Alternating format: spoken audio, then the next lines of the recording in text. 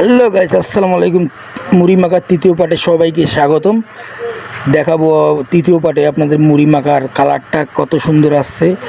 সাজ্জাদ মামা বললো একটু সস দেই, করলে মামা খোলা সস দেওয়ার দরকার নাই, সসের বোতলে নষ্ট করার দরকার নেই, 90 টাকা দাম, তাই দিলাম না। তাই এখন আমরা লবণ দিচ্ছি। লবণ দেওয়ার পরে সব এই যে একটু ডাইল ভাজাও দিচ্ছি।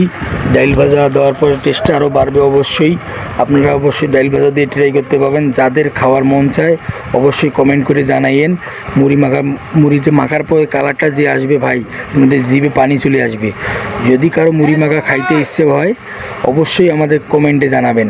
আমরা যদি যার কমেন্ট ভালো লাগবে তাকে একদিন দাওয়াত করে মুড়ি মাখা খিলাবো। আর মুড়ির কালারটা দেখবেন জোস কালার। আমার সাজ্জাদ মামা মুড়ি মাখায় সেই লেভেলের মামা, দেখেন কত সুন্দরভাবে চাটতিছে। তার মুড়ি মাখার এটাবেই আলাদা। সে বলতেছে সেই হবে মামা, সেই দেখেন টেস্ট করতেছে। করে দেখলো মামাগুলো সেই মামা। আমাকে বললো একটু খাওয়ার জন্য, আমি ওই জন্য নিলাম ক্যামেরার পেছন থেকে। ও মুড়ি মাখতেছে, আমি অবশ্য ক্যামেরার সামনে যাইতে পারিনি মুড়ি মাখার কারণে। এই দেখেন সে মুড়ি মাখা শেষ। এখন সবাই মুড়ির কালারটা দেখতেছে জোস। একটু এখন কাঁচা মরিচ দিচ্ছে সাজার জন্য বলে, এই দেখেন কত সুন্দর মরিচ দিয়ে সাজাইছে। এই যে সে মনে হয় নিয়ে আসতেছে কোনো বিরিয়ানির মতন জিনিস। দেখেন সে নিয়ে আসছে বাইরে এখন সবাই মিলে আমরা খাবো।